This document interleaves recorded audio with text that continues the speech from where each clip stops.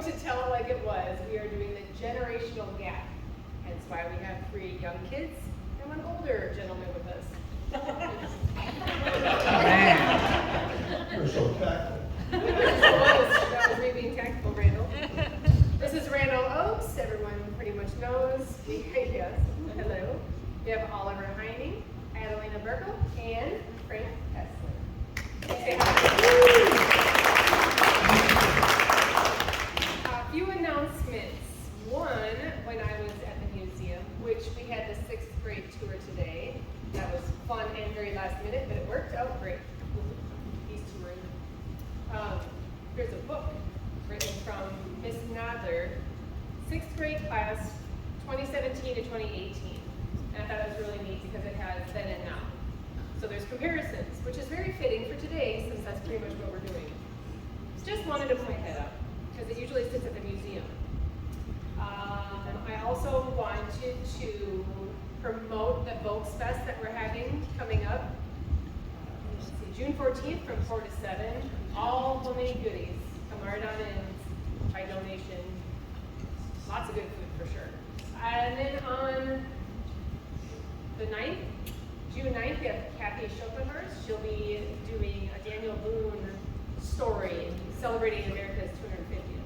So that'll be fun. Paul's involved with that as well. So, with that, let's give a nice big round of applause to the kids.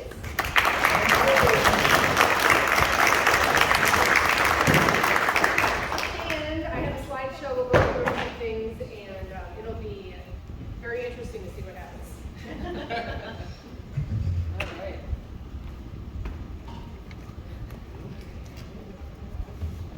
Okay, kids, you ready? All right. First question. What does generational gap mean to you?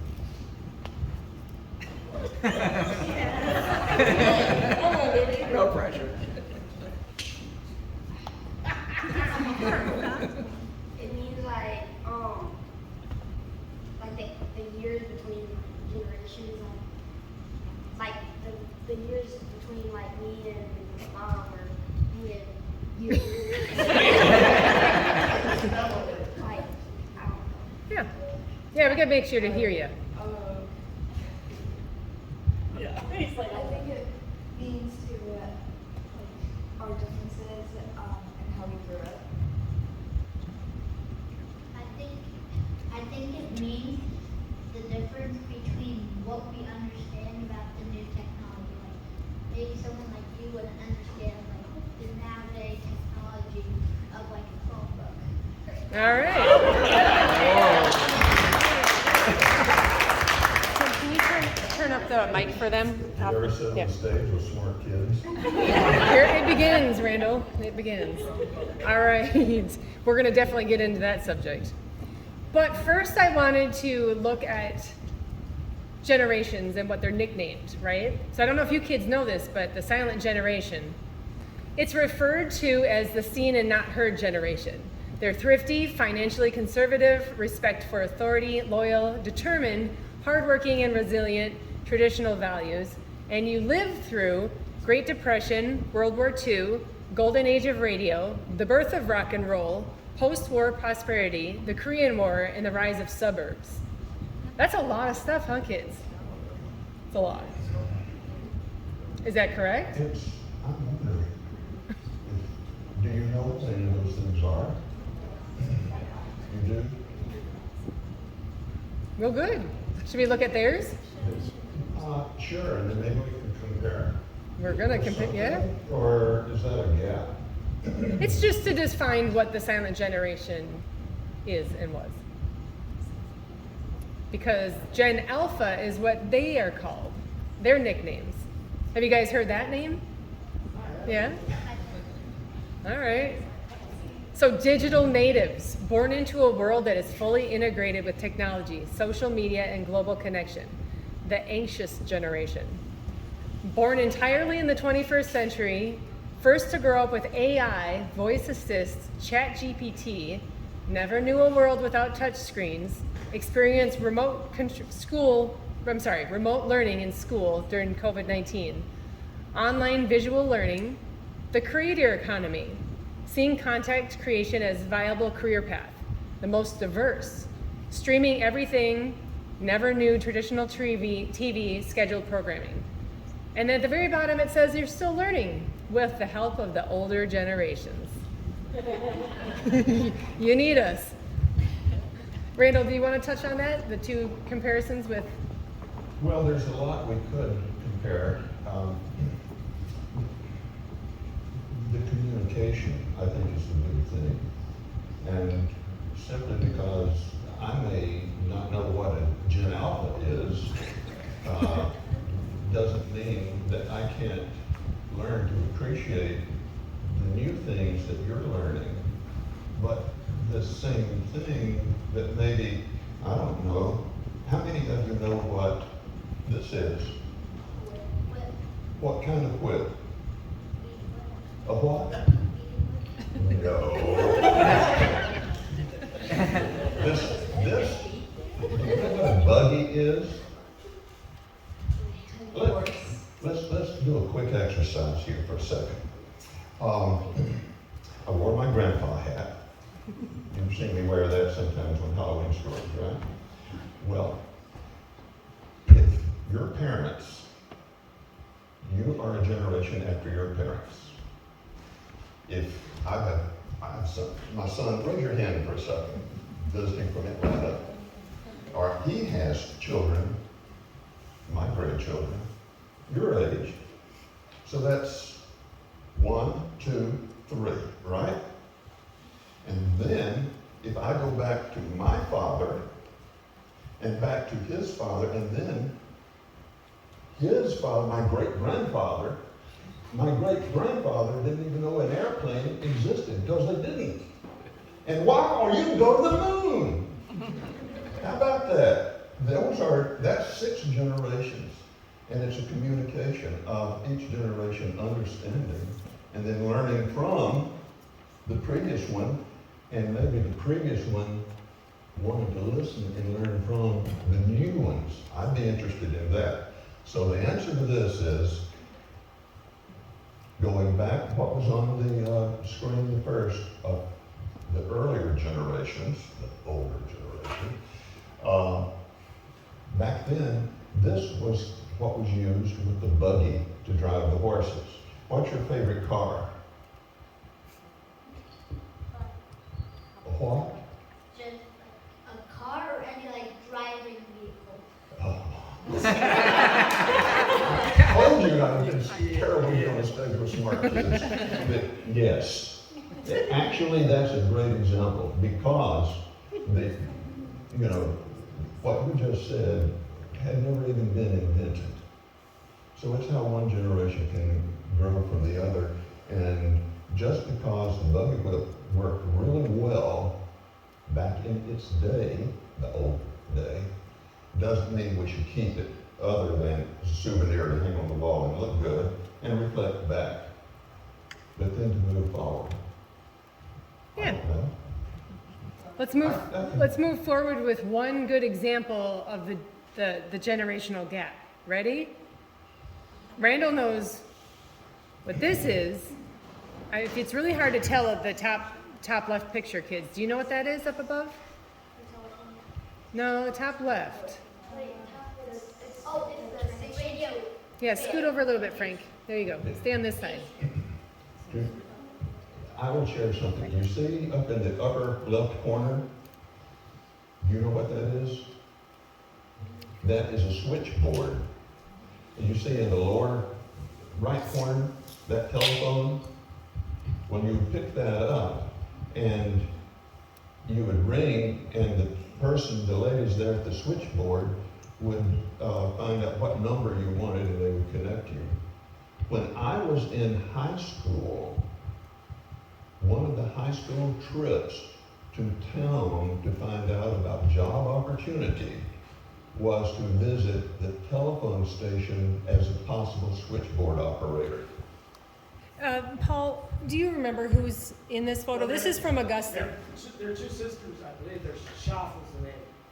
Schaaf, okay. S-C-H-A-A-F. And it was taken here in Augusta. Yes. They had their station in their home, and it was roughly where the library is now, I think, is where the house is. So that real connection was right here in Augusta, and those ladies There were. was one right there on the corner of Lower and Walnut Street. The house that's right there on the corner. It was before it was a post office. It was a telephone. Yeah, Oh, okay. neat. Yeah. Thank you, Randall. And Norby, I was seeing you waving your hand. Across the street was the phone booth, across from the post office. Post office was the town jail. Yeah. You see, having older, we can get accurate past information.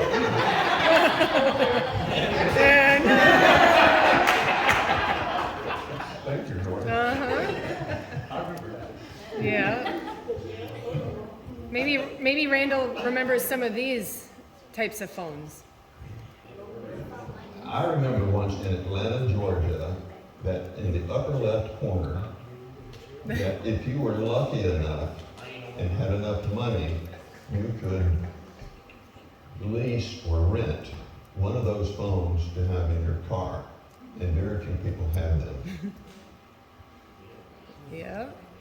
And there in the lower left, right corner, that's a princess phone. And you would pay extra money for that. And then if you wanted a long cord so you could go sit on the sofa and talk, then you had to pay for that extra long cord. Crazy. You guys aren't How used to about cords. that? Because this is the type of phone they're used to. The ones on the very bottom. But I added some kind of old cell phones. Everyone in the audience remembers. So cell phones, that was a big difference, right? Do all of you have cell phones? I don't have those types, I have the ones that have the cord. Old school Adelina. Nice. The old one, we have one of those in our mom's room. We have like a little cord, and also my uncle Justin, he has one of those type.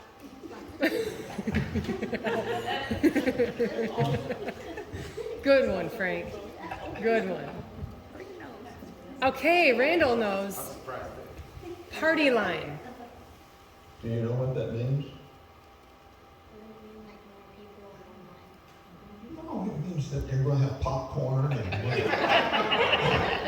actually, Oliver, you're very accurate. There's more people on one line. And let's say that we all live on the same street, and each of us would have a telephone. Our telephones would all be connected to the same wire going to that station that we saw where the ladies were plugging it in. And you would have, I would have, let's say, one ring, you're two, you're three, and you would be four rings. So it would ring, and if it rang 4 times, we wouldn't answer it. Unless we were real quiet, we could pick it up. And we could then hear what Frank's talking about. But then Frank would be, okay, and then hang up. Then you're going to call to tell your friend about, I just overheard what Frank was talking about. But Frank, when I call you back, Frank would pick up. He was real quiet. So that was sort of a running thing. And you would learn then when you could tell when somebody had picked up on the party line. And then you would come up with some creative saying so that then you'd hear a click when they would hang up. And then you could talk without somebody else listening to you. Or maybe that's how the rumors started. Yeah, that was the party line. Yes. And, you know, I'm just thinking something. You guys are just graduating as 6th graders, right? I have a grandson that when he graduated from 6th grade, I asked him, I said, well, how does it feel now to not be in the 6th grade, to be a 7th grader? And he said, Papa, it's time to move on. So how do you feel about moving on with some of this technology stuff and things different from maybe when I was your age? Is that a fair question? Yeah. I mean, it goes both ways. Sometimes we have to move on. We have to catch up. And that's the big challenge. Yep. Because there was no Wi-Fi at all. The idea of it, I think, is even for my generation to look back and go, there was a cloud and it stored all your information. Well, what happens? How did you get it back from the cloud? Like, I remember getting a little confused over Wi-Fi. You know, I used to think that the cloud was something that was, you know, would bring rain or not. And then finally learning what the cloud really is. But do you know what a transistor is? You know what a transistor is. And you think they're becoming obsolete with new ways of finding how currents work and all? Well, a long time ago, when I was in the Army sent me to a special school to learn about a very high technical type of radio. Do you know what a vacuum tube is?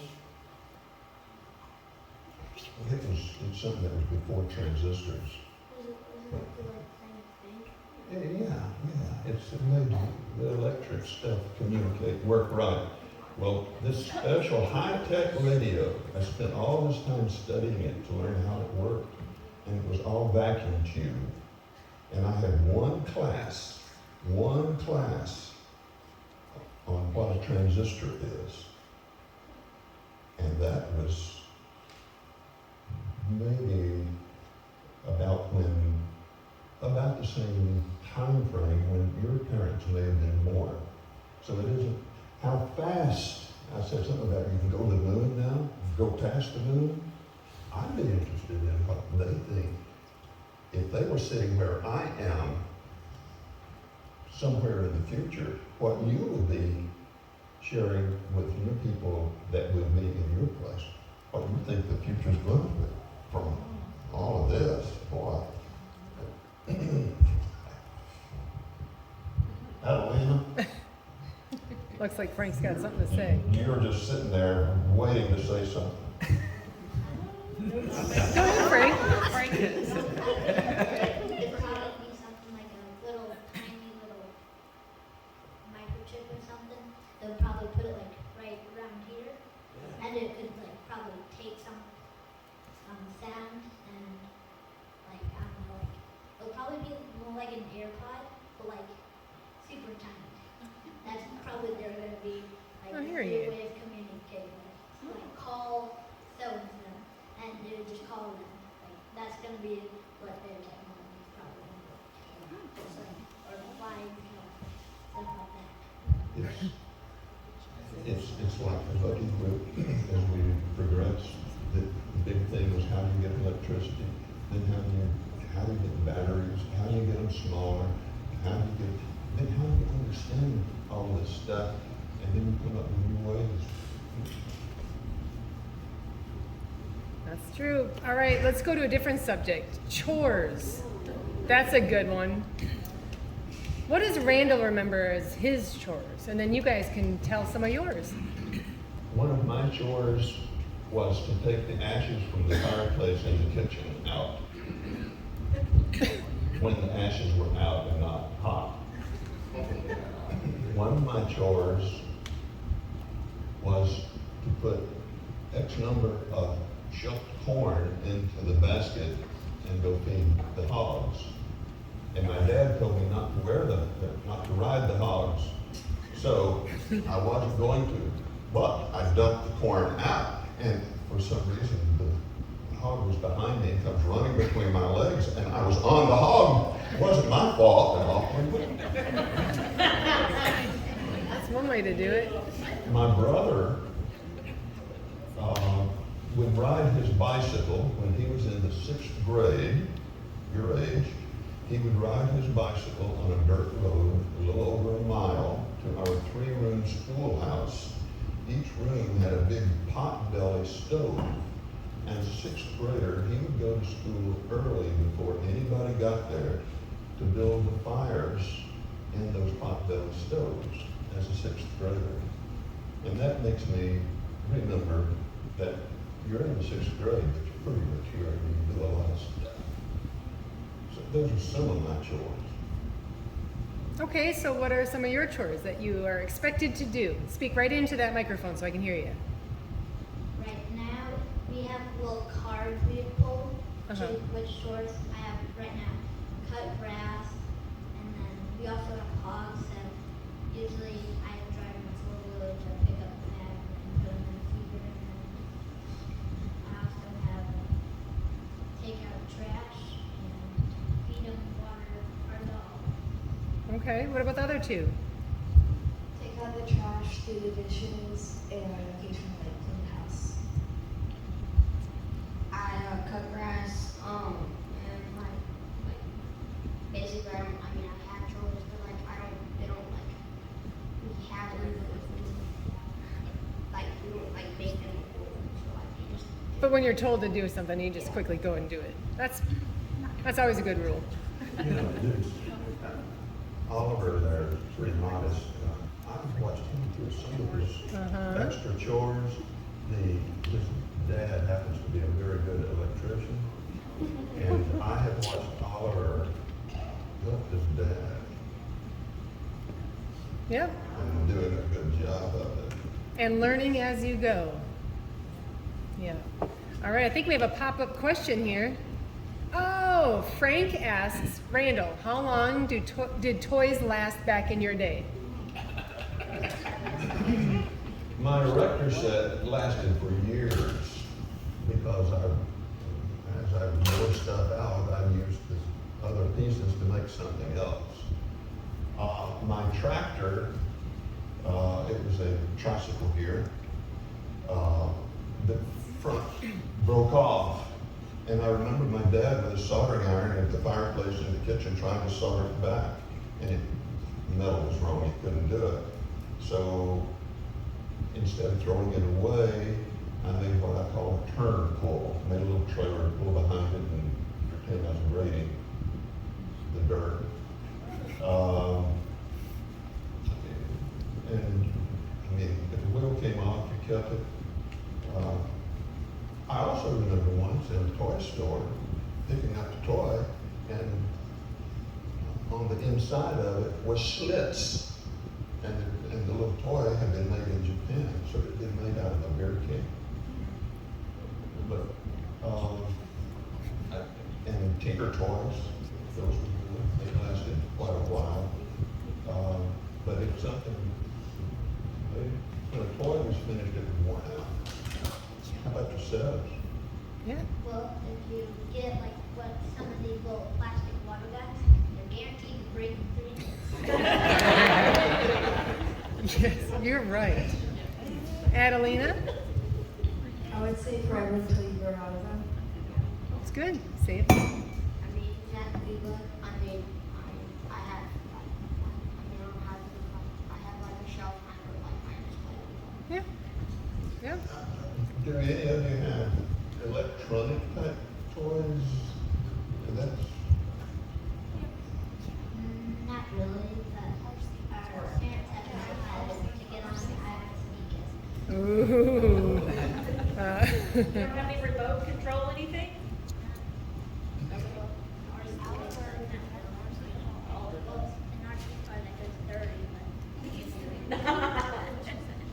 Yeah, we're having a hard time hearing you guys. You're gonna have to talk a little louder. And this is on. I All have right. a TV and a tablet, that's it. Yeah? I have a TV, I have an RC car and then like a battery operated. All right. Let's move on to a different subject. Patriotism. What does that mean to you kids?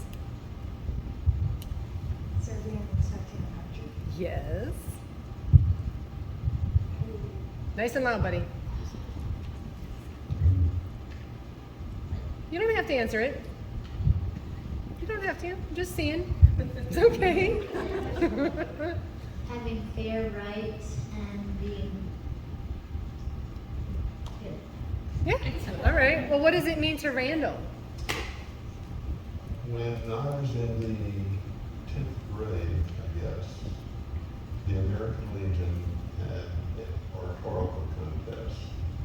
And I won the contest my topic was the privileges and responsibilities of an American citizen. And to me, patriotism goes beyond just service. The service is part of it. But patriotism is recognizing the uniqueness that we have the ability to sit and have a conversation like we're having right here and talk about what we want to and what it takes to maintain that. And then supporting it, being involved with the community and the country. To me, that's patriotism. Mm-hmm. I agree. And being able to listen to music, I didn't know that. I didn't either. That was a nice treat, Frank. How about food? Some of your favorite foods? Pizza Duh. Of course. and ice cream. Of course. Every food. Yeah. Burgers. Yeah. That was definite answers. All right, Randall, what's your favorite food? I like Adelina's. I like Everything. it I think I agree with her. Yeah. all. I like to appreciate it if I can. Or try something new. I'm always telling kids to try something new. All right, pop quiz. Okay, the Katy Trail is named after A. Katy Perry, B. Catherine Fraser, or C. The MKT Railroad. Go ahead. See, C. See? All right, I think you're correct. Hey. What, A? Just see if you're paying attention. That was our pop quiz. All right, allowance. What was it like for Randall when he was young, making money and saving it? Oh, that was something to really be cherished. Yeah. It was ration. So, Yeah. I, Yeah. Do you guys get allowance and you save it? I would save it. You're asking me. Them, but yeah. Myself, I would save it until I can buy a model airplane. Occasionally I do a babysitting job and I don't have a house. It's one way to do it. saving up from showing hogs and some. Yes. Good one. Get paid in chores. Yeah, well, The Irish word like that. yep, that's how you get your allowance. I like it. All right, how about school? We have a photo of an old schoolroom, and we have a photo of a new schoolroom. They're pretty close. But what does Randall remember about the schoolroom? I remember no air conditioning and making a little box with a 9-volt dry cell battery and a little engine and an airplane propeller that I put in a tin can so I could set it on my desk and have air blow on me. And the desks were very similar to the other picture, more similar to that, or a table where several students would sit around it, and 3 rooms with 2 grades in each room. And you guys each have your own grade in the classroom. Roughly how many kids are in your classroom? Because you guys go to 2 different schools. Well, usually about 16 to 18 because there's one class where we split some of the other side. We Okay. have 6 different classrooms we go to, but our total amount of students is about 30 something. Okay, good. What about Augusta School? Just 16. Just 16. 15. Good one. You goof. All right, what about manners? How do manners differ from when Randall was growing up to how you think maybe it's changed or stayed the same? What does Randall have to say about manners? Well, my personal thought on manners is to be considerate of other people. Just because you may think one thing doesn't mean that the other person's wrong, but to respect that and treat them with humility and be courteous. But kind of where I grew up, there was sort of a thing that you always pull the chair out for a lady and you slid it back. I don't know the best way. I still see you do that for Marge, Randall. I see it all the time. There's a practical reason for doing that too. Well, you love her. And that is so you don't get beat up by something lady. Oh, no. It's also opening the door for other people to like, that's fine. But our manners would be like, no thank you, please, excuse me, and others like that. Those are good ones. That's very good. And not cutting in front of somebody in the grocery store. It's also like the manners, like, watch your manners, like, don't say bad words and stuff. Yeah? I think the key thing is to just be respectful and speak. I think like all those and then like all those and stuff like that. That's a good one.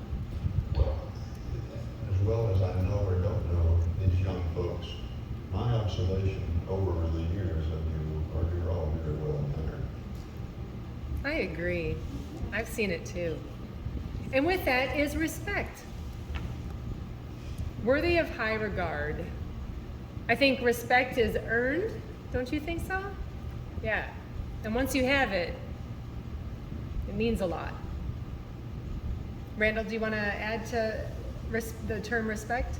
If you say something, mean it and live by what you have said. It's a good one.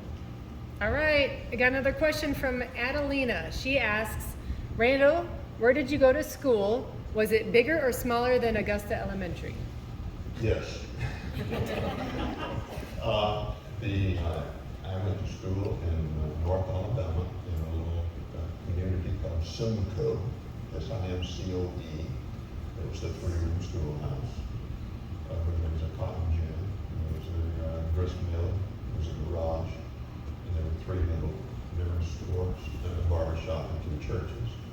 That was through the sixth grade.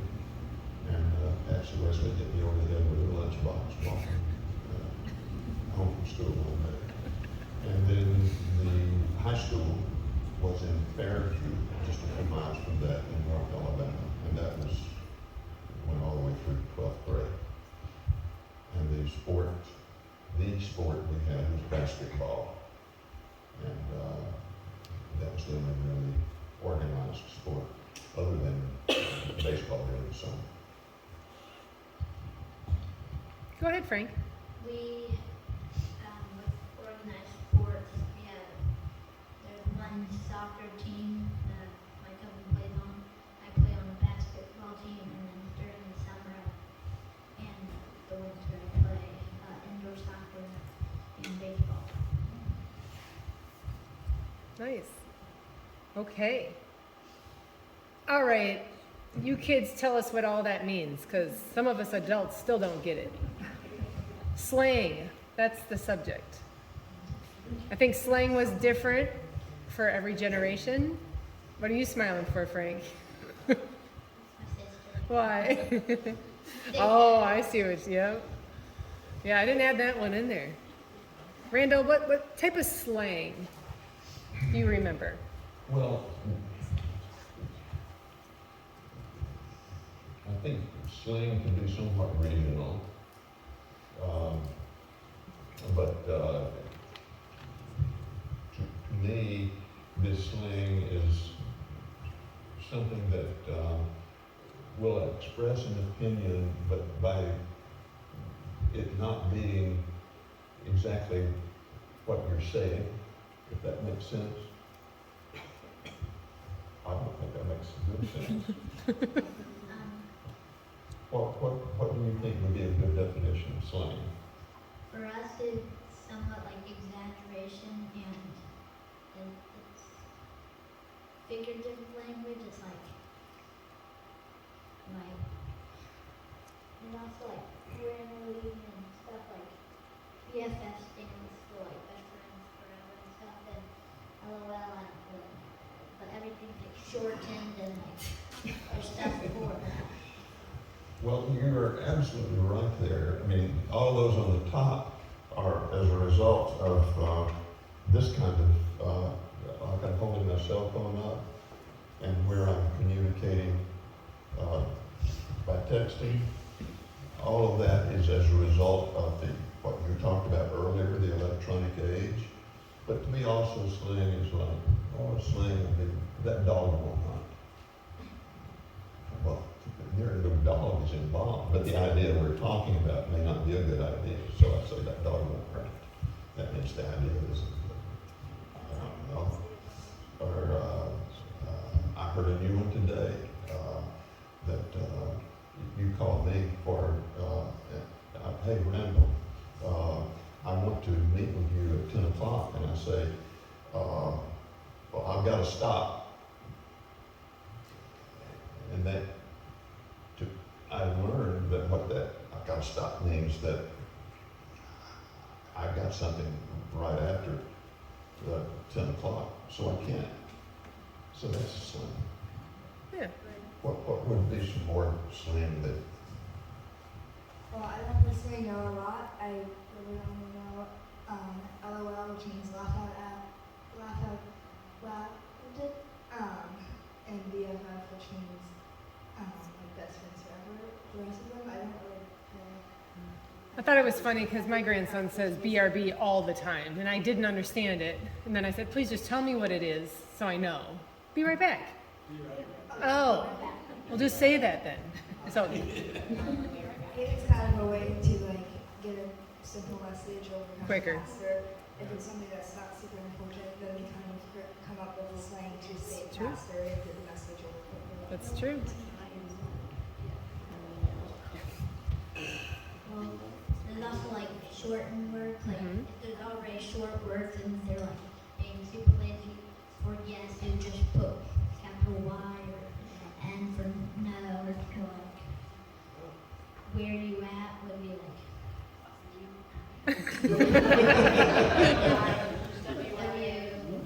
Yeah. I don't know, I just make it a habit to spell it out. That way everyone knows what I'm trying to say. All right, how about cars? Because that's a big difference. Right? You All want I to... can say is that the Cybertruck lies about the Lord. Well, how do you know that? Because there's like there's the model cars where they bring it in like show them like what's it capable of, but the place decided to bring one from one that was like on sale and like changed it out, and he like took a rock. There was like one of the tests with a rock, and he just like lightly tosses it almost, and it like that's hard, and it like just shatters in the middle. They proved him wrong. And there's also this other guy who like takes stuff and sees like what it can stop up to a 50 cal, and he'll just start shooting like random stuff, like like an 80-pound like ball that you would try to lift. It stopped like everything up to a 50 cal. Yeah. Play-Doh, how much Play-Doh would stop a 50 cal? Basketball, driving ball. You know a lot about cars. And he also took the Cybertruck door, and it only stopped the shotgun. Really? Well, how they made vehicles is a little different. Randall, they made them stronger, so maybe that rock wouldn't have, but a lot of metal, that's for sure. Less plastic. What do you remember about some of the vehicles you had when you were a kid? What your family drove? Well, they were made, perhaps they were made stronger because they didn't have the technology to make them lighter and still durable. But like the red truck there, with a frame,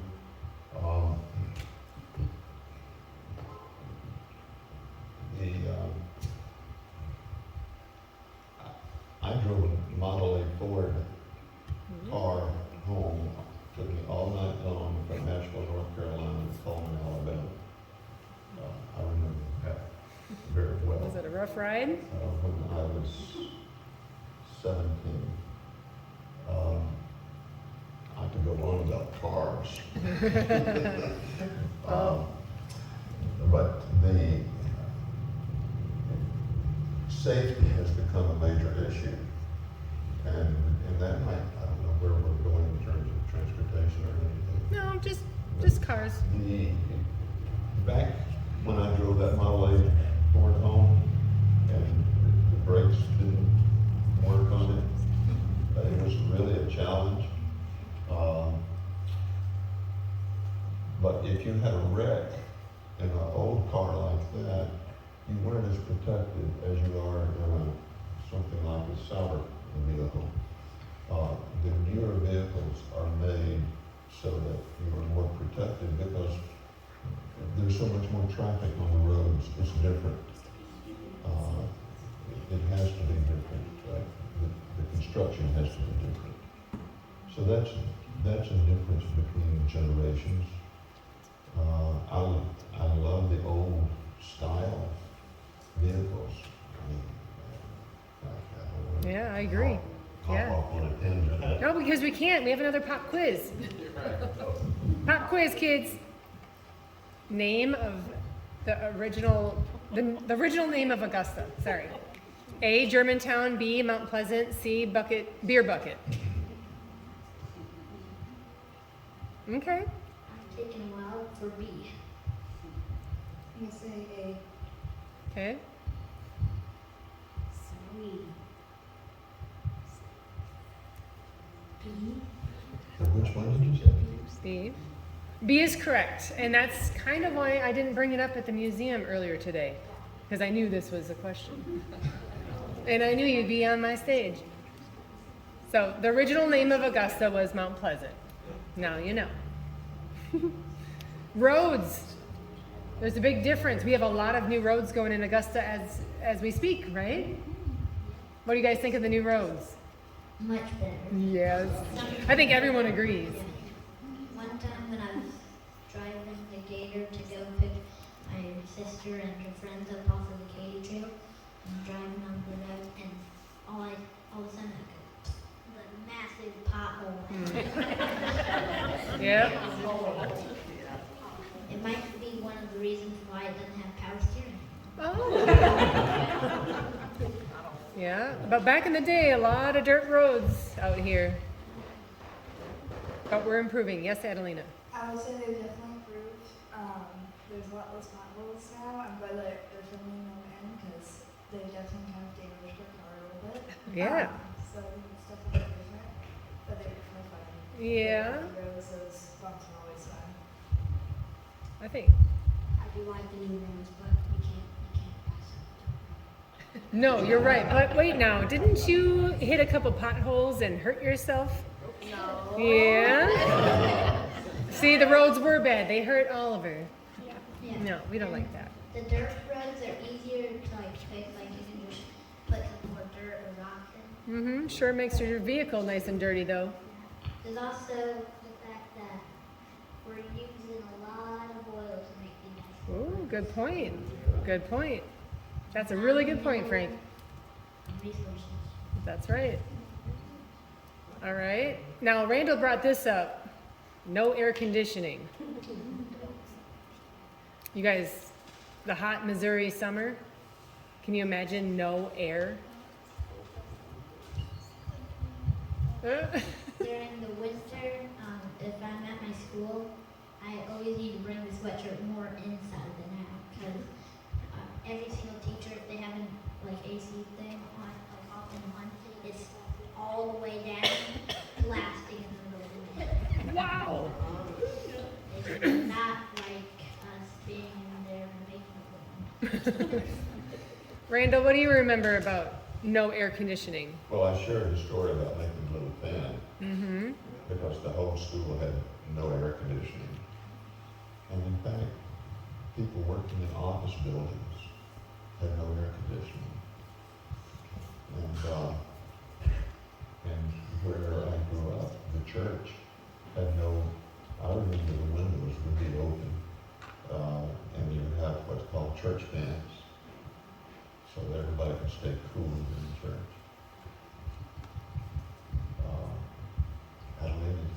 I would say for our last day of school, we have been lucky because our heating had been broken, so it's permanently cold in our room, so it's nice in summer.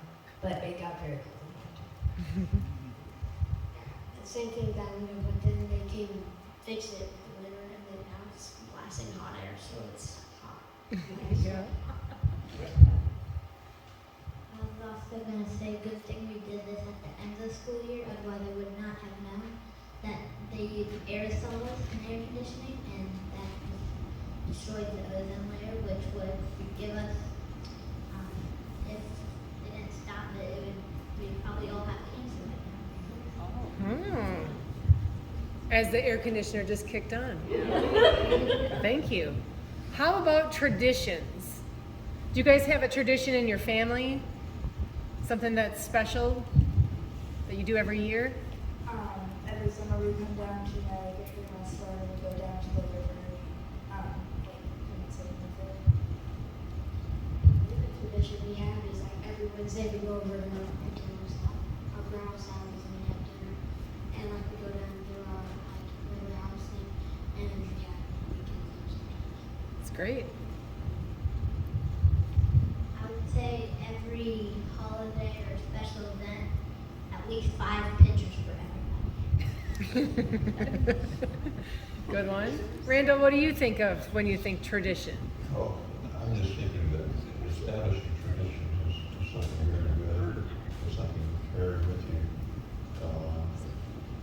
as you grow older and older. So I think it's very good. Yeah. All right, we're going to keep moving. What about TVs? Man, a lot has changed since the black and white tube TV compared to what? What are we at now? What's the newest? Smart AI generated TVs. Probably. Smart TVs and flat screens and all that. That is not what we grew up with. They also have folding TVs that can also go into this little basket. It's about, I'd say, 30 inches tall, or like 30 inches wide. When it's on, but then it'll turn off, it'll fold, and then it'll come down into a little container. So you can just take your TV with you. A portable, yeah. It's like a travel bag. Wow. I did not know that. Do any of your grandparents have kind of like maybe an older TV downstairs? I would say Yeah. I think we definitely moved in some blueberries and some blackberries. I think we saw some good channels. Mm-hmm. It's sad, but I also think we got some good technology that makes it awesome. You're right. Same thing. I think like we have more TVs on. I mean, it's moving more inside, which I think outside is better. There's a good sound and it's better. Oh yeah, you're right. We'll talk about that too. Our grandma and grandpa had an old one, like more box-like, but then more shaped like that. Not like box, but then like size, like lower one. And now they got a new one because our uncle got it for them for a Christmas tree. They just give us, our grandma and grandpa give us a lot of stuff, and they decided for them for grandma and grandpa that they should get a TV. And the old one, it was like really like dim. It was hard to like see. Yes. Yes. Well, what do we do on TVs? We watch movies. Now, back in the day, they would go to a drive-in. That was pretty cool. It's still really cool if you can find one. Then the movie theater. And now we just hit Netflix or go on to Amazon Prime and we watch something and stream it. But back in the day, it was special. You get your friends together or maybe your boyfriend or girlfriend and you go to the drive-in or take them to the movies. Randall, do you have any fun stories of the theater? Well, do you know what a drive-in is? asked that question, I said, is, that means present tense, right? Do you think they still have drive-ins? Oh, really? Yeah, Wow. far and in between, but they still have them. Well, back when I was your age, drive-ins were a normal thing in most towns. And as Angela said, you would get your friends or your girlfriend, your boyfriend, and you go to the drive-in and you buy popcorn, and you'd roll down the window, and on a little post would be a speaker that then you put on your window of your car or truck, and sit there and enjoy the movie.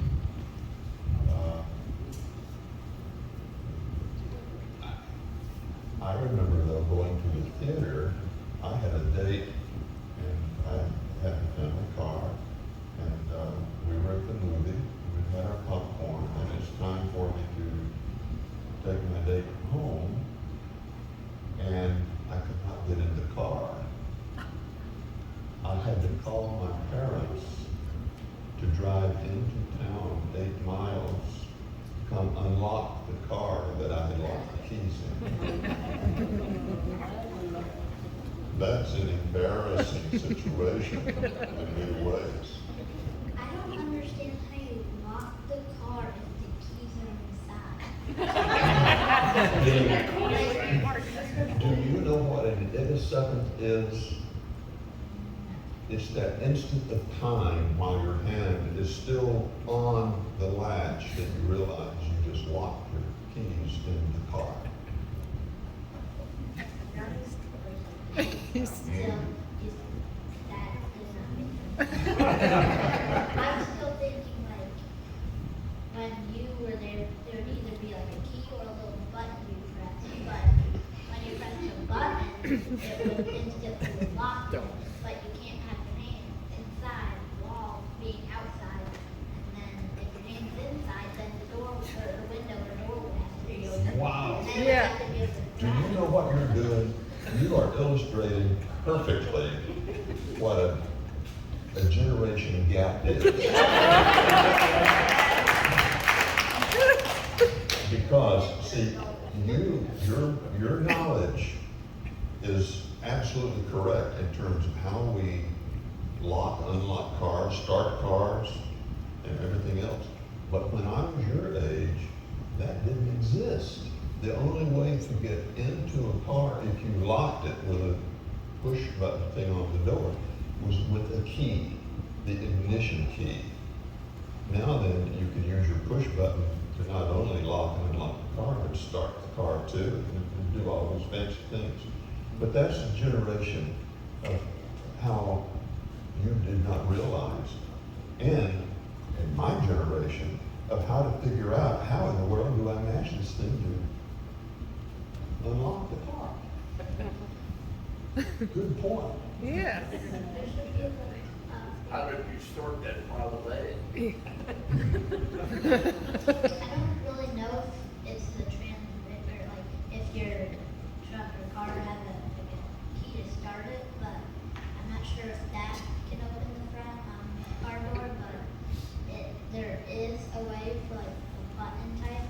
If you get like locked out, like the thing, the battery runs down, you can like, there's a little thing you can grab and you have to like pull it out and there's an emergency key inside. Did not exist. That's good That's a to know curveball, that. yeah. But it's also good to know if you have a car that sort of thing will work with.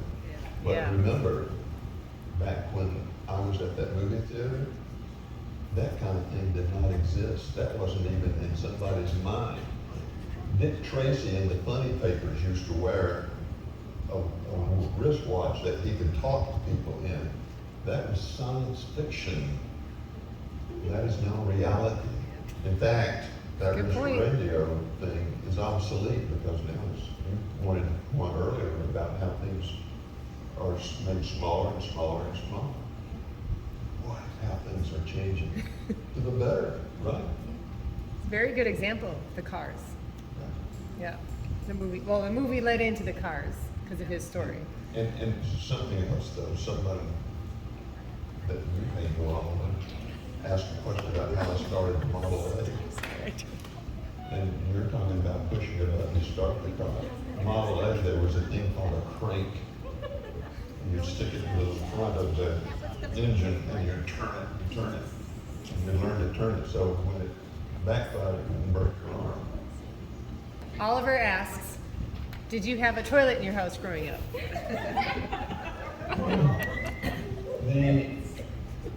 I've made things, as long as I can remember, I would make things. And we had a smokehouse. And we had an outhouse that sat pretty close to the smokehouse. And then I built a tower where I found some logs or poles. And now I'm still in grammar school. And I build this observation platform so I can look over the fields. And my parents would tease me about when I told them the story that I leapt from the smokehouse to the outhouse to my tower, meaning I jumped. And leapt is a sling. Ooh. Anyway, our outhouse had no running water. And today, you order, how do you buy things, how things delivered to your home these days? Amazon, etc. And back when I was your age, we had a thing called Sears and Roebuck. It was a mail order department store. And they had a big catalog like that. And then they had an index, which was much softer pages. Well, when the catalog became obsolete, in other words, when the new catalog came out, the old catalog went to the outhouse, and that was the toilet paper. And guess which pages were the most desired pages? The index pages that were softer. Washington, where I go to school, we sometimes go to this museum where like it has like history and stuff about Washington, and they said like when school like a while ago, like the toys you would have like a stick and like a loop, and you would try to like keep this loop upright, and then like also like ping pong ball, I guess you would say, connect to a string and try to make it like a cup, but when they like talked about like toilet, they said you just tried to dig a big hole. Dig a big hole and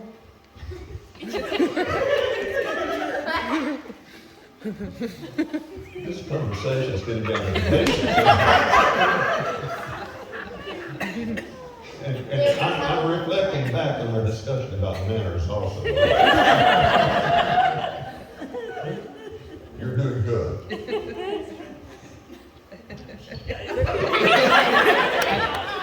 Good question, Oliver.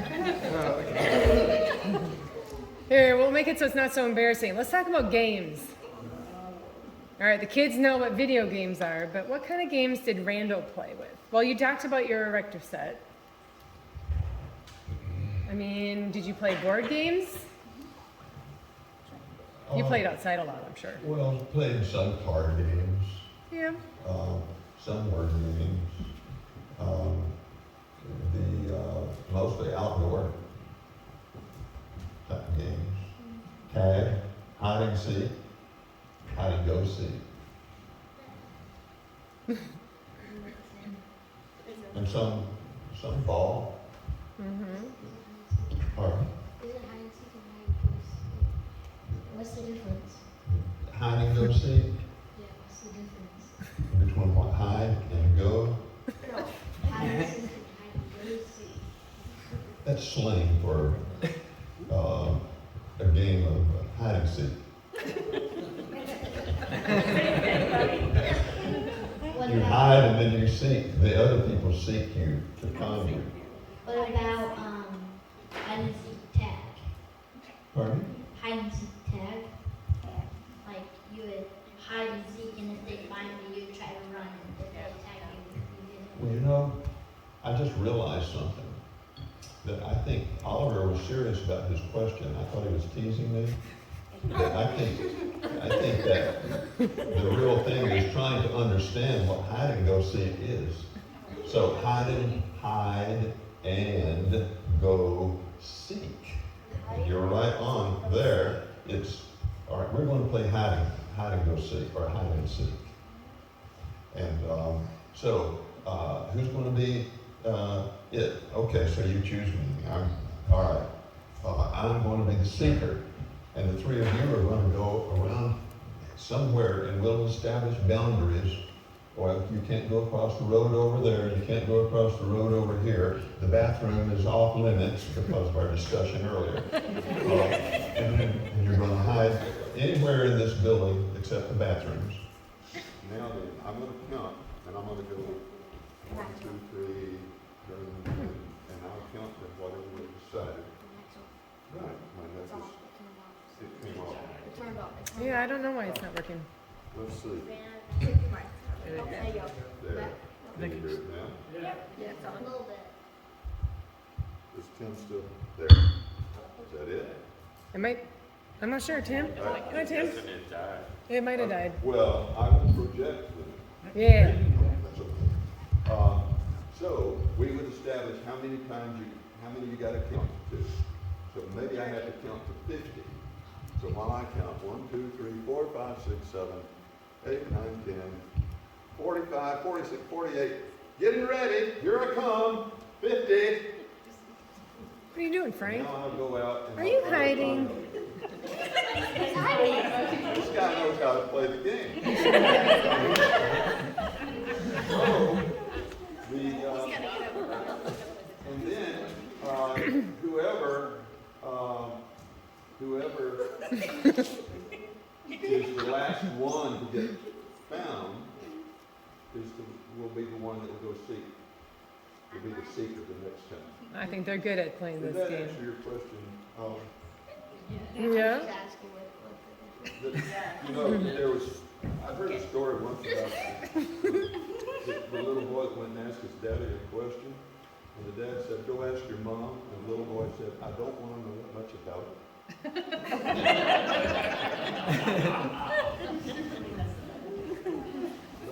That's hide and go seek. There you go. And hopscotch, jump rope. I would say, like, we mainly play like board games, card games, and like play outside or hide and go seek. When you were when you were a kid, were there like actual games of jump rope? Because now it's considered a sport. Like there's like little sports, like called jump rope, and like they would have jump ropes and do cool tricks in them and stuff like that. Well, the jump rope when I was growing up was usually a plow line that you would use. And then we go back to the plow line meant that it was connected to the horses. Okay? And the plow, and that's why it's called a plow line. You'd have two, one on each side, G and Ha. You know what that means? Not a clue. Oh, man! You're driving your ATV down the road and there's a pothole there, and I'm going to say G. And that means you're going to go to the right to go around it. Or I'm going to say Ha. That means you're going to go to the left to go around it. And horses usually understand what G and Ha means. So you holler at G and they'll turn to the right. Ha, you'll turn to the left. And you hear that on and on all day long with the plow line. We have not a plow, but we have an old barn, and there's a little metal, like, I guess you would call it, kind of thing.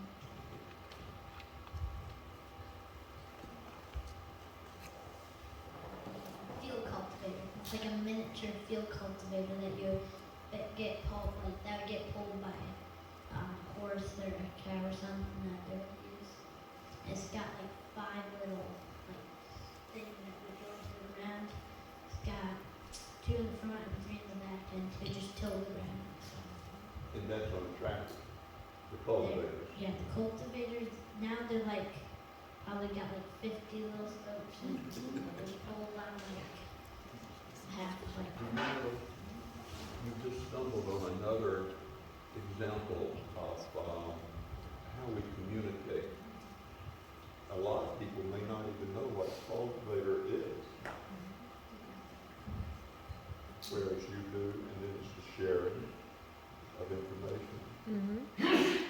And I have I have a feeling that it's, you would call it like a tiller or something. I don't really know what you would call it, but I would say we call it tiller for you guys. all right. How Well, we got from jump rope to that. right. But later on, we have a farming one. But let's switch it up to travel because they're in order. Travel. So how we got around back in the day. There in Augusta, we had steamboats coming through, right? Then we had the Katy Trail, which is what the trail is now, but that was a railroad all the way through. And then, you know, you got to spend a lot of money and go on a plane, travel even farther. So travel has changed since there was horse and buggy or Model T cars. You guys have anything to say about travel and how you think that it's changed? Way faster and more efficient, and the plane looks a little messed up. It's just an example picture. Like, from my angle, the farther angle looks short. Randall, did you take rides on the train? No, but I used to watch the train. I would blister my bare feet running across town on the hot sidewalks to watch the train come through in what we call the viaduct, this big ditch that the tracks were in with the Lord. And you'd stand there and you'd watch the steam and all the smoke and everything.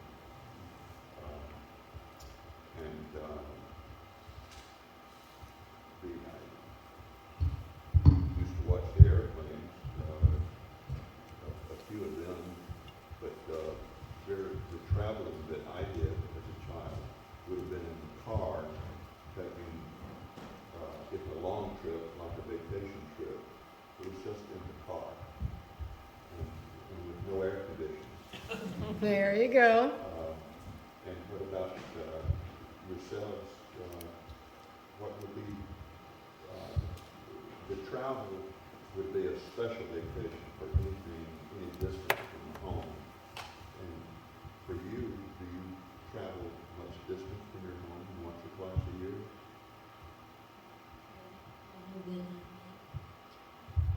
If we travel, it's like once every 3 years, but it's still very fun. Colorado every year during the winter we go skiing, and then last year we went to Mexico. Nice. But back to the trains and everything. Yeah. Talking about the fastness, now we have, instead of like coal trains, we have like electric bullet trains, taking 205 miles. And then the boat travel is way safer than like steamboats from New Zealand. Yeah. They can't sink from a log. That's right. They're way safer. It's good information that Tom gave you earlier today. That's good. All right, we go back to that pop quiz. Ready? Who was the founder of Augusta? A. Harry Truman, B. Johnny Appleseed, or C. Leonard Harrell? I'm going with it. You're going with A. See, The correct answer is C. Twice Yeah. she's gotten them. Yeah, there you go, bud. All right. Music. You guys, how do you listen? What's like your favorite genre? You know what that is? What type of music do you like? I want to know everything in it. Country. Yeah. And you were thinking of, when you said genre, I'm thinking more of a book. But, I'd say country. Okay. So there were different ways of listening to music. So when you guys are listening to music, are you listening on like a headphones, on a speaker, Bluetooth, On a radio. radio? Okay. Radio, speaker, anything. Well, these are some examples of the older way of listening. And maybe Randall could talk about maybe how him and his family listen to music. Car radio. Yeah, there you go. Well, my favorite music is classical music. And you were playing some over here a while ago. But the way that I would listen to the music, one would be radio. But it was hard to find classical music on the radio where I grew up. But I wasn't far from the Grand Ole Opry. Before that, it became real fashionable. But the main way of listening to the music was on what was called an LP, a long playing record, a disc like this. And you would be careful not to scratch it so that you would get good music. And we could go on about how technology has changed and how the equipment became more expensive, but more you could really get the best tune, the best sound out of it. And Yeah. then, The little disc that you were talking about was like smaller ones, and every single one we owned had like at least one scratch in it. It always ended up glitching. Well, here's some of the new ways, right? We have CD. Well, it was tape, then CD. Remember the Apple, what was it, iPod? And then Bluetooth came and really knocked it up a few notches, huh? But we all listen to music, different genres, different eras, and then the ways that we listen to music is different, right? Yeah.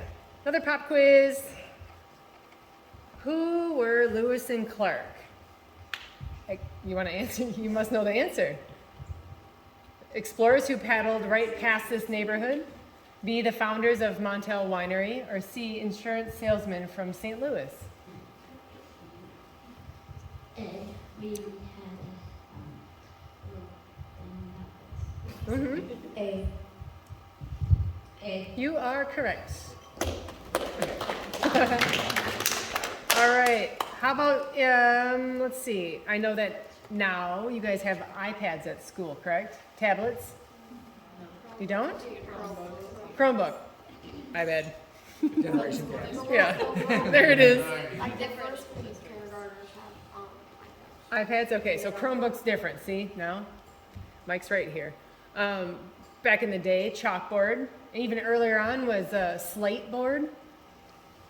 And how things have changed, just learning in school. How often do you guys get to write on the chalkboard? Every day. Oh, good. Yeah? You guys both, you kind of use both, correct? Yeah. Right, technology and, yeah, that's good. Don't have a chalkboard, mainly just a whiteboard. Whiteboard, yeah, that's true. What did you have, Randall? chalkboard, whiteboard didn't have erasable markers for whiteboards. So it was chalkboard. I always thought it was fun when you got to take the sponge and go clean everything off, make it new again. That was one of my chores. So we were talking about farming earlier, so we don't really have to touch on too much of that, but how things have changed just in the farming world, correct? Well, there's one thing that is very clear, at least sitting here in the top picture. We were talking about jump ropes, and I said plow lines. You see those ropes, those lines, those are plow lines. AKA Randall's jump rope. And you were talking about cultivators. Well, I think we're probably looking at some right there. One thing I We've learned, gone from a plow like the gentleman is riding on there, that's a disc, called a disc harrow. And then the tractor It's pulling can another disc. plow that something shoots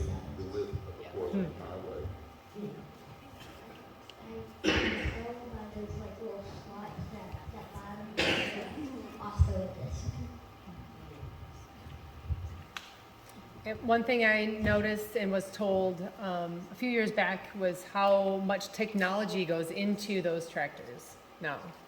And it's very impressive for people that don't understand the farming world and the amount of money that they spend on those tractors. Better take care of them. And in fact, probably where that tractor is plowing is using GPS from satellite so that it stays on course. Oh, and it has air conditioning. Yeah, that's true. Yeah. It's probably an AV line that like takes it map like you would for it. You would have to like put like a little like there'd be a boundary on the thing, and there would be these AV lines to go like north and south, and then like that. And if you set it on AV lines, you would it would go like up and down. But like right as you get to the end, you'd have to manually turn it around. Mm-hmm. That makes sense. Yeah. All right, another question. He's a smart boy. Actually, his parents are probably listening to this because we know who's going to be put on the tractor now, and the parents are going to get to go home. There you go. Adelina asked, Randal, what brought you and Marge to Augusta? I grew up on a farm. Marge, which our grandchildren call Marge Momo, from Marge Oaks of Missouri. And she grew up on a farm. And we both had discovered this area and the rural aspect of it, the farming aspect of it. And we felt very comfortable here. And Adelina, that's how we actually wound up being attracted to Augusta. And of course, we were attracted to each other. But that's why Augusta, why we're here. I think they like it here. Let's see, outside play. There's winter sports, summer sports. What do you guys like doing? Definitely winter. You like the winter sports? Nice. Some. Mm-hmm. I would say probably winter is, no, summer is mostly my favorite, but the stuff that you do in winter is fun. It's just true. more activities and more opportunities to do multiple fun things. In winter, you can only really do stuff whenever there's snow on the ground, which doesn't always happen. That's true too. Randall, what do you prefer? Well, I was going to ask why they liked it, and Adelina, you did a great job of Yeah. answering why you liked it. My favorite time would be the early spring or the fall Mm-hmm. in this area. Yeah. And that would kind of go along with maybe camping, playing sports. I added in sandbox and climbing trees because those are fun too, but I agree. And it's so much better to play outside than inside. Right? Getting that sunshine like Oliver was talking about. I have a question. Yes. That's based on what you just said, playing outside and inside. Which do you prefer to do? Stay inside or be outside if the weather permits? Depending on the weather, it'd probably be outside. Outside 100% no matter if it's raining or snowing. You're unless cute. It's ice cold. Yeah. I love it. Same thing, really. Outside, for sure. Those are good answers. I was gonna say if it's ice cold, if it rains right before the ice cold, it's the perfect day because everything on the ground is covered in ice. That's when you really have fun. Ooh. Because we have a big hill. If it's covered in ice, you can go probably down 40 miles an hour. So he doesn't have a car or insurance. Yeah, that's a good one. Another pop quiz. We're getting towards the end. According to Tom Kessler, AI stands for A, artificial insemination, moving on, B, artificial intelligence, or C, A and B.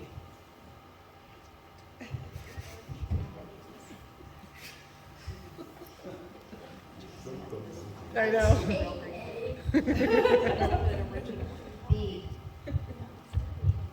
On C. Yeah. Yeah. I mean, C is correct. Tom's trying to throw one at you guys. That funny Tom. Where is he, by the way? No? I don't know. All right, let's talk about fishing and hunting. Because I know that you guys have done some of that, right? Do you guys know the picture on the left? Do you know who that is? From Woody the Woodpecker? Huh? Is that from Woody the Woodpecker? Well, no, on the left. I was wondering if you knew what the left picture was. It's okay, man. I know that Randall knows. This is a generation gap. Oh, wait. Grandma always watches Maybe it. a sheriff No, I somewhere. watch it on Zoom. Randall will tell you. Whatever his name was. Andy. Opie. And Opie. Andy Griffith Show.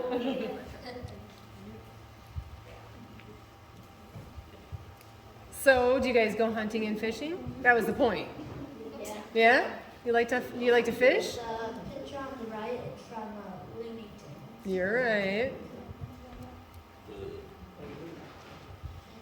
Yeah, nothing to add? That's okay. We're getting towards the... I've never been hunting, and I've gone fishing once or twice in a lake, but I've never caught anything. So Oh, I'm what? You not should really- try again. Yeah. Go I'm- try I'm again. planning to go camping sometime soon. Yeah? I do both. I like fishing, not that one. Yeah? That's good. Just recently I went fishing because Mabel is now obsessed with it. 'Cause she's wanting to catch minnows and try to store them and stuff, and just going all over that. And then by the next day they're all dead. And yeah, so I usually have to keep watch over her. And I like hunting. Randall, do you have memories of fishing and hunting? Where I grew up, as a 12-year-old, I had my own shotgun and I could go out hunting, and I enjoyed hunting. And then later, I learned about fly fishing and enjoyed that. And then one year when I was in the 11th grade, I was a counselor at a Boy Scout camp on the Tennessee River, and after I finished my job, each day I would go down to the waterfront, get a canoe, and just a fishing line and a hook, and be on the Tennessee River and pick butterflies off the spruces and fish. When I saw that picture, I was only thinking about because it said rabbit season. Just recently when it was rabbit season, my brother's friends actually, they were out rabbit hunting, and there was a little log, and he crawls up to it, points his gun in it, and he sees a rabbit that's looking right at him, and so he shoots it, and when he pulls it out, it's in two. Ew. Split down the middle, you can see the gun in the middle.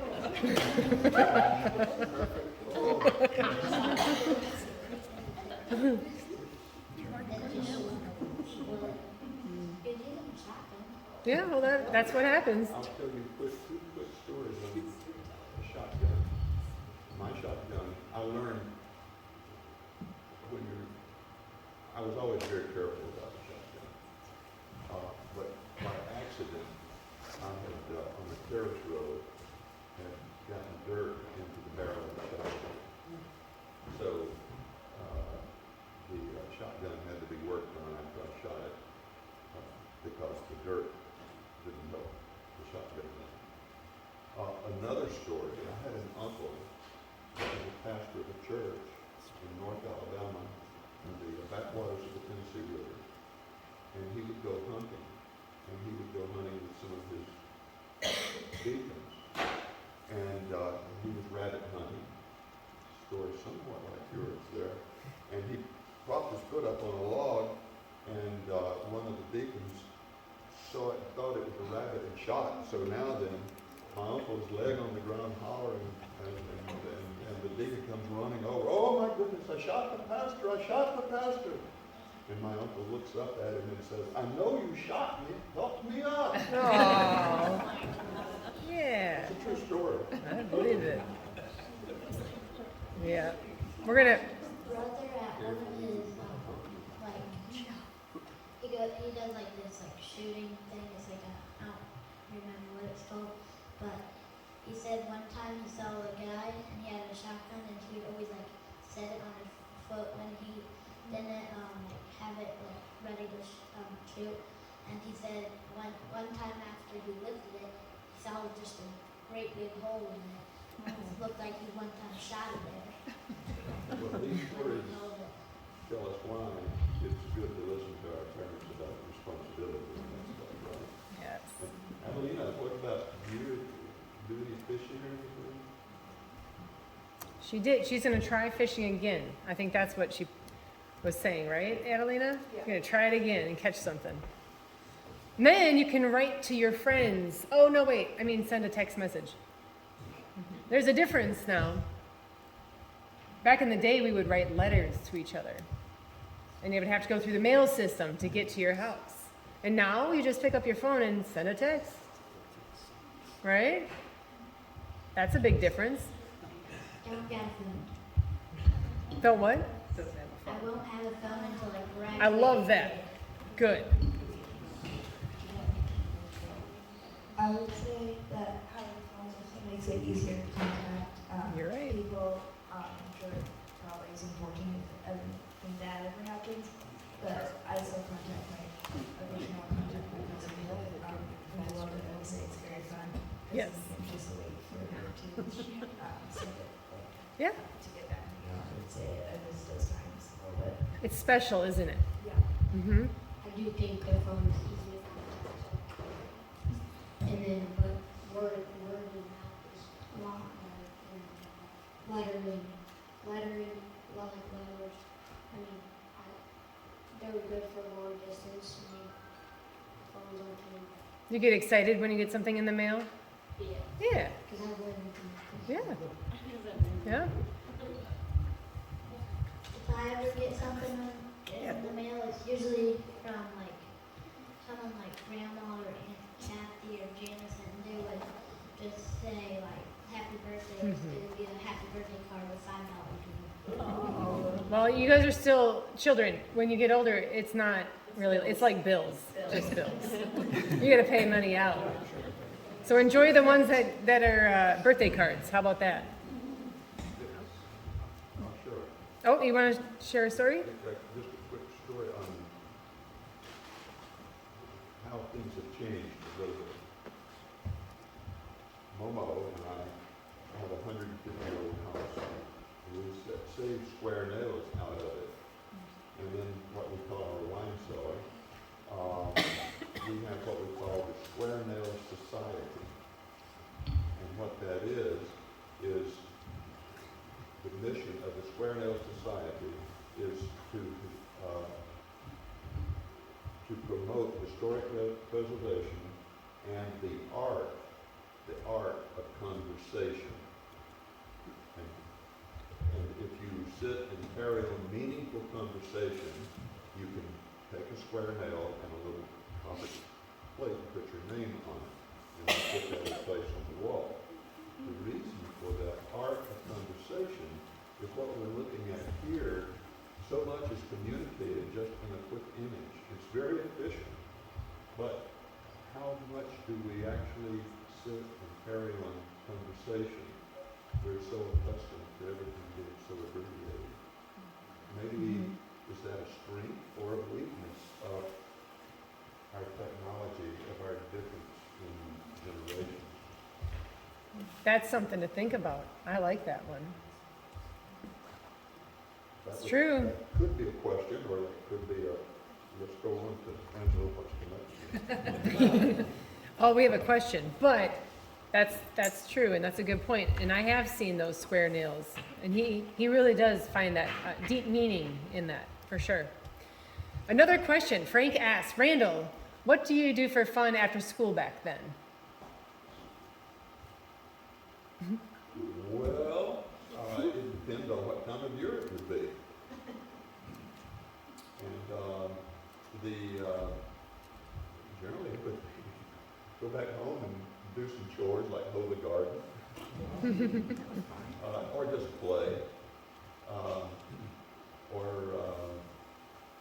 I built an airplane in a barn loft when I was 10, and that took me some time. But my dad told me we didn't have room to keep it, so he didn't tell me I couldn't make it. So I took it apart. It's good because it never would have flown, and I was going to fly in it, and my brother flew in the passenger. Yeah.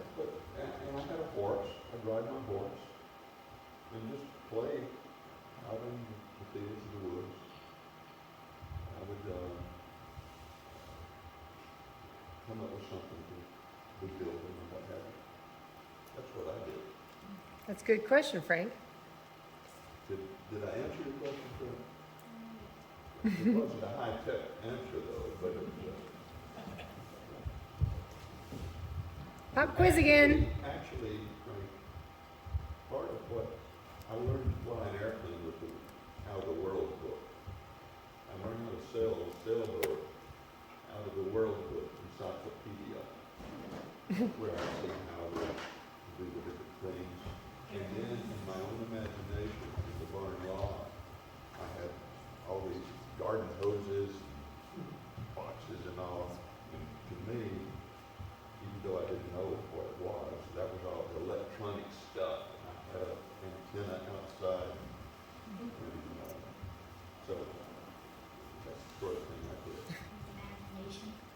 Exactly. Exactly. Some things don't change. Imagination, we should keep that one, huh? Pop quiz. Why did the St. Charles Democrat spell their name with a K? A, journalists can't spell. B, looks cool. C, it's the proper German spelling.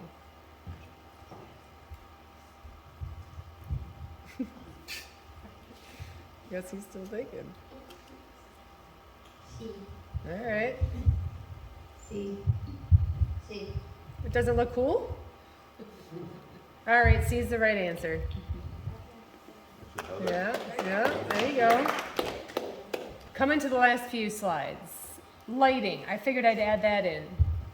Things started with candles and fires, lanterns, then it went to incandescent bulbs and then LEDs, and now there's a remote for lights, right? Can you imagine having just a candle next to your bed and that's it? No, you guys are surrounded with light bulbs. I could probably live with it. I would try. If I had a candle right next to me doing my homework, I'd probably just get too frustrated and just burn my homework. Oh my goodness, don't do that.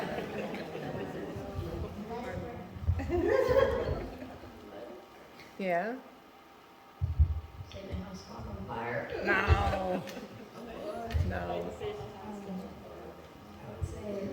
that over the past 2 centuries, so that I have definitely grown and basically that we have A lot has. more like, brighter lights and more easier to use lights, but it's definitely harder to do things. It will definitely be harder to do things in the dark. But they were just used to it. They were used to reading next to candlelight, and actually it's pretty good for you. But it, Also- you know, can't just flip on the light and everything be white. Yeah, I also think it was kind of better for sleep then, because they would just, if it's dark, they sleep, if it's bright, they wake up. That's right. Now, with all the lights, it's kind of, you can stay up to 12 o'clock, it doesn't matter. That's right too. No, not tonight. They have a field trip tomorrow. I mean, lights, they're important, like you can now, like you can stay up and do stuff like that. And then you can also, they indicate stuff like, for like stoplights. Mm-hmm. There you go. That's a good point, Oliver. Good point. And you couldn't even have this projector if you didn't have. You're right. All these lights that are put in, the stage lights, nothing, because the sun's going down, we'd have to go. I was also gonna say the candle would be no good on helping me sleep because I want to sleep. I'm turning on all the lights. Oh, really? I don't like sleeping straight in darkness. A night light. I like one. Night light doesn't. No, doesn't. You have to have it on. Too dark. Too dark. All right. I have a question for you guys, and I would like for each one of you to answer. What's your hope for the future of Augusta? I would say my hope for Augusta. Sorry. I would say my hope for Augusta is to preserve some of the older buildings and maybe like expand the museum to expand to some of those buildings and any like rundown buildings that we try to create business in, maybe try to restore those, put the business back in, or create another museum out of it. That is a great answer.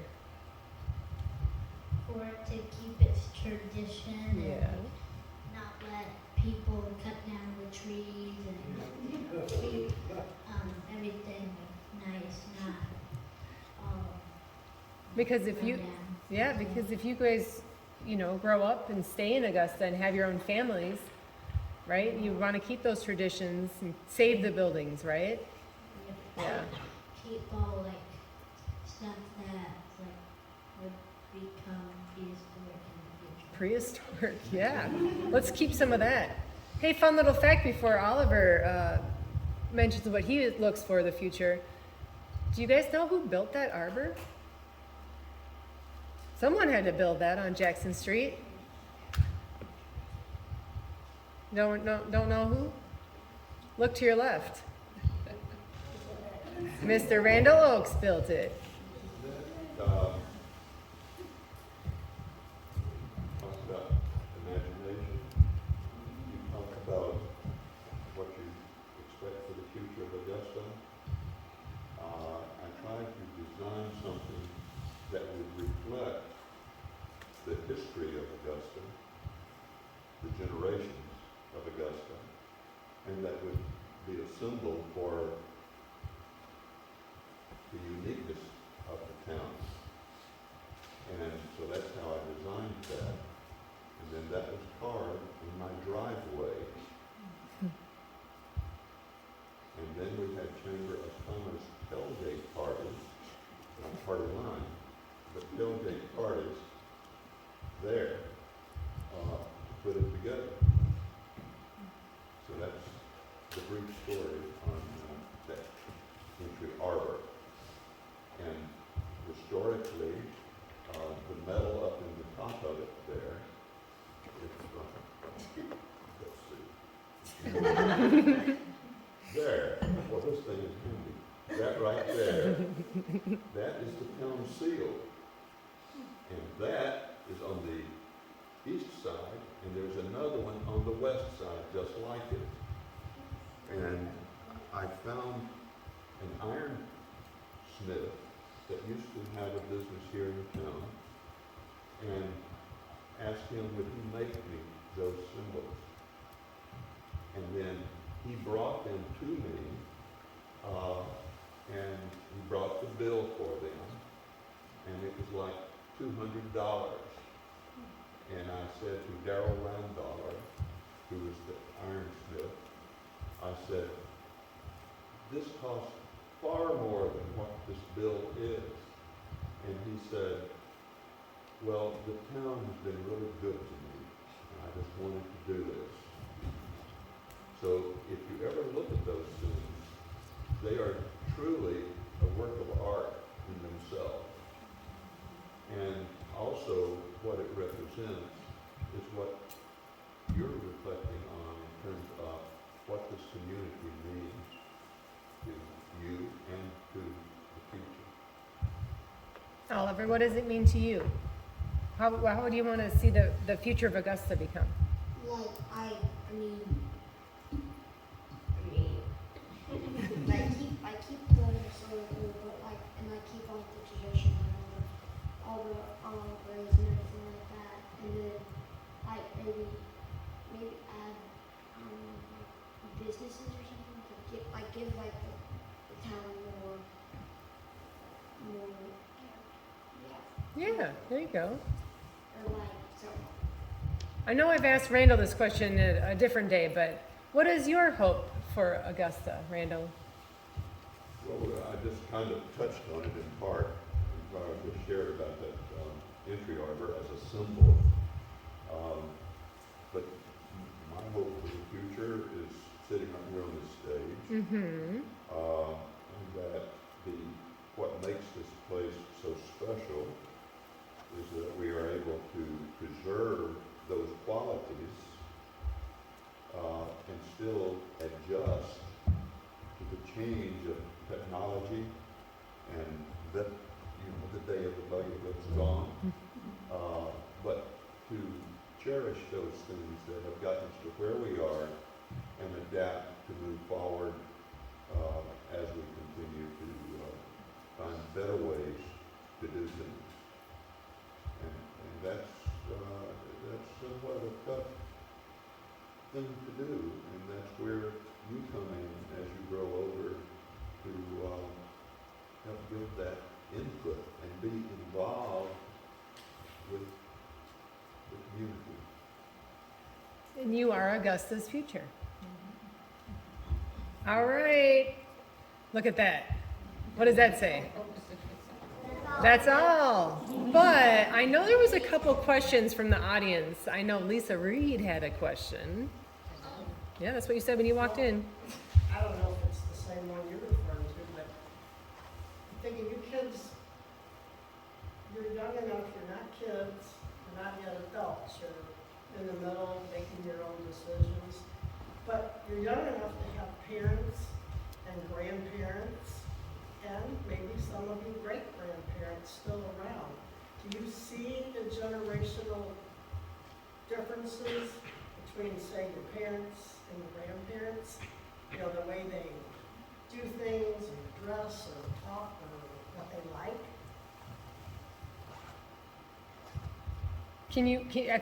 Did you understand that? Can you see the difference between, say, your parents and grandparents, not even your generation? I mean, yeah, I mean, definitely about like how they do stuff. Like, I mean, I hope I heard all like their music stuff. Like, I hope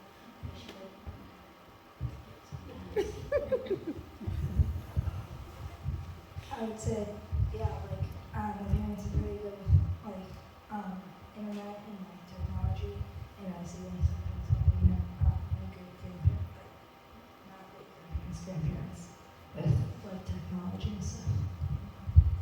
I was gonna say yes, my grandpa definitely is going more old-fashioned than to my dad, but still likes the farm stuff, but then dress up nice for special occasions, and then You tell it like it was. Yeah. I was gonna say they say and like a lot. If they went to my teacher, Miss Applecamp, that's one of her, like, we call her Tina stretches, like Tina taps whatever, and they would just they'd be like or actually and stuff like that, and like if you said she'd be like just like or actually and stuff like that. I hear you. I heard a lot of that on stage. So like everything would she wants us to do more direct conversation is what she wants us to work on. We're always working on something, aren't we? They're like pauses for her. That's right. I catch myself Kind doing of it. thing, and not direct, and she thinks it's ways to step out of conversation for a second Mm-hmm. into your own mind. She likes more direct answers and stuff. I agree. And she says just wait. Don't say wait. It's good. You have to practice that one, don't you? Yeah. Any other questions? Yeah. So, Randall, you had books in each subject growing up, didn't you? That you learned from?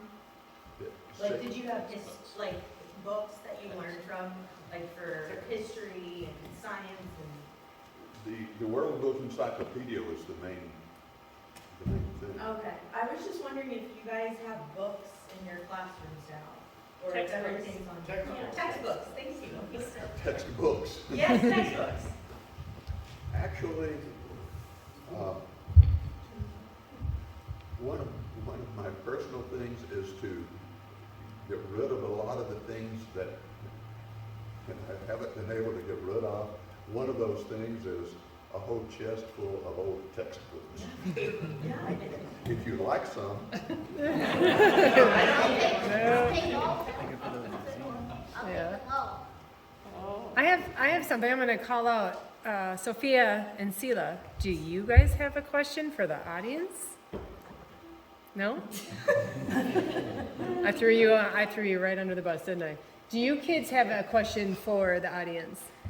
here's your chance. I think Randall's told it all. There's always a story to be told, period. And Randall's really good at it. Any other questions from the audience? Nope? Hey, I think we should give these three kiddos and Randall the biggest round of applause.